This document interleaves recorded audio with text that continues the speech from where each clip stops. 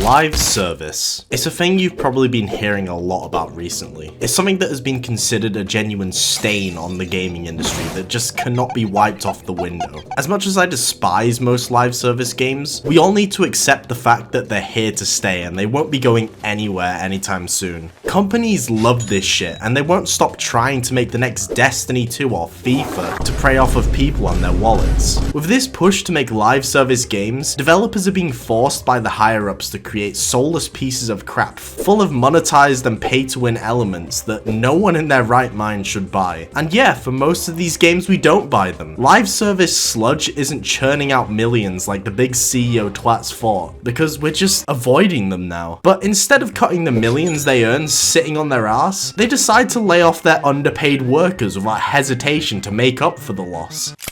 Honestly, I wouldn't be surprised if the push for live service is the biggest reason for the huge amount of layoffs in the industry last year, because no one wants to fucking buy them.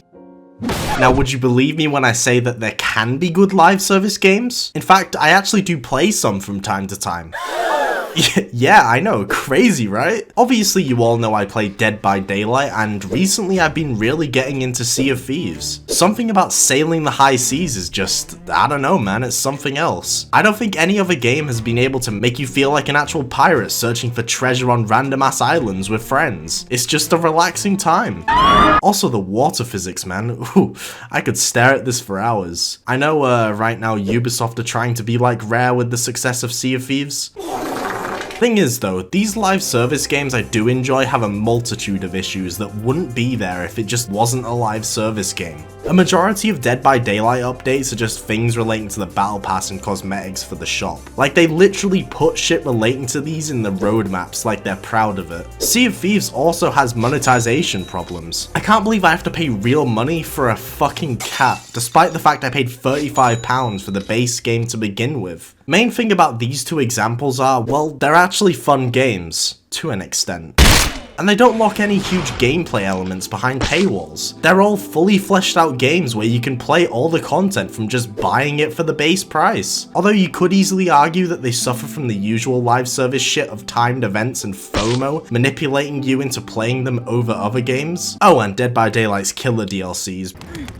But they can all be earned naturally with the currency. Aside from the licensed ones, you have to pay £3.99 to play as Pinhead. I came. Obviously I do want that cat in Sea of Thieves, yet I don't feel forced into buying it because it's not locking actual content behind it. Whilst in another live service game, that cat would probably cost £50 and it would lock gameplay shit that should have just been in it to begin with, or should have been a free update. Oh, and we can't forget the deluxe edition of the cat for an extra £30, which gives you the special battle pass. I don't know if you can tell, but this analogy is about Destiny 2.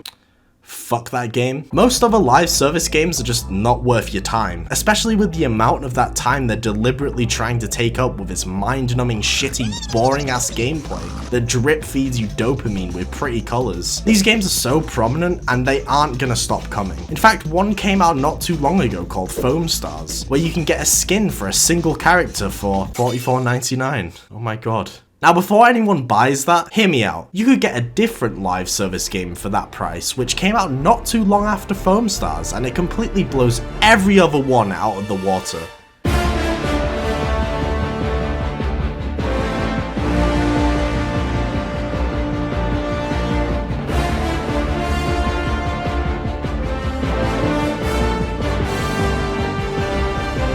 Helldivers 2 kinda just dropped out of nowhere and destroyed almost every other live service game. It even overtook Halo Infinite.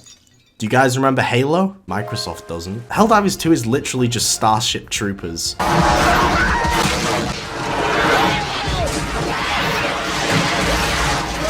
You and up to 3 other players drop down onto a planet to defend Super Earth for democracy. You're fighting for freedom. It's basically just a patriotic American simulator where you're playing as a poor soldier who was manipulated into joining the army equivalent in the universe, a Helldiver, telling you that you'll become a hero. No, a literal legend. Then you drop onto a planet and get absolutely demolished or wounded because war is hell. Helldivers 2 is amazing, and the fact it's doing so well currently is such a good sign. I'm hoping it will push shitty CEOs into thinking, wow, maybe what we're missing with our live service slop is actually making it a fun fucking game.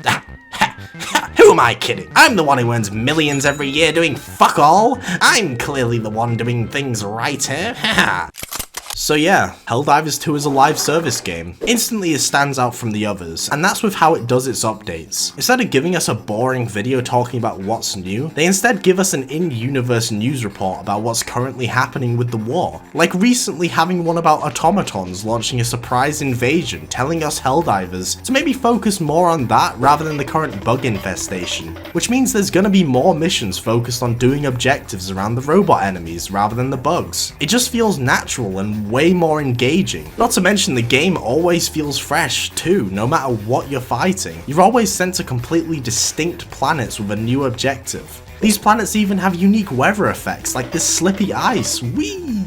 Hell, even the objectives you replay are always a blast because they never fail to feel fresh with the amount of stupid shit that happens. All of this clearly shows the game is made by people who are actually passionate about what they're creating, and they aren't just making this shit for money. I mean, the game does still have a cash shop and a battle pass, but I actually like how it's done in Helldivers 2. So obviously there's a premium currency that you can buy with real money, and that's just a given at this point for any live service game. I'm completely numb to it. Thing is with Helldivers 2 is, well, you can actually earn this currency for free by just playing the game. Crazy, I know. So you can earn all of this cool ass premium swag by just grinding a bit. It doesn't just stop there though. I actually like the battle pass too. Rather than being drip fed useless shit before getting to the actual cool stuff like in most battle passes, in this one you're given a page and a special currency for it. And within that page you can choose whatever you want to unlock. And once you unlock a certain amount you can move on to the next page. So if there's one or two items that you think are just worthless dog shit, you can actually ignore it and save your schmeckles. With this system, you won't be seeing the same skins and armor sets too, as people will be focusing mainly on the ones they actually want rather than what's at the start and the end of the battle pass, which has been a big issue I've had with progression systems like this. None of the skins you earned felt unique because everyone was just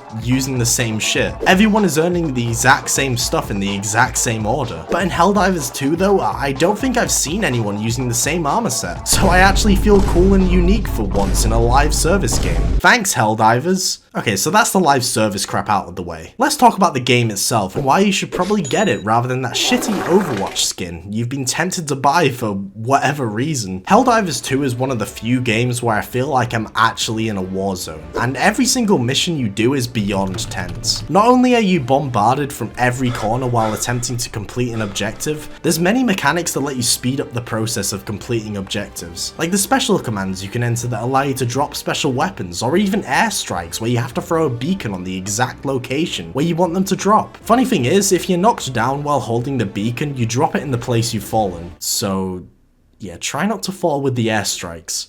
Oh yeah, and to make matters worse, this game has friendly fire.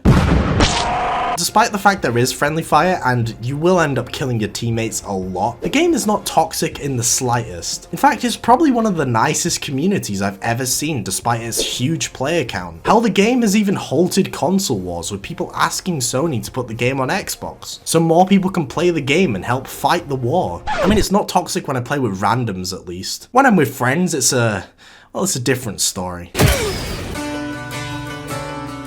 Helldivers 2 is what a live service game should be, and with its immense amount of success, I hope it finally pushes the industry to make good ones, rather than the shit they've been churning out for the past few years. Anyway, what are you still doing watching this video? Super Earth needs more Helldivers. Fight for democracy and freedom. You can also name your ship Wings of Redemption, which is very funny to me. Look here!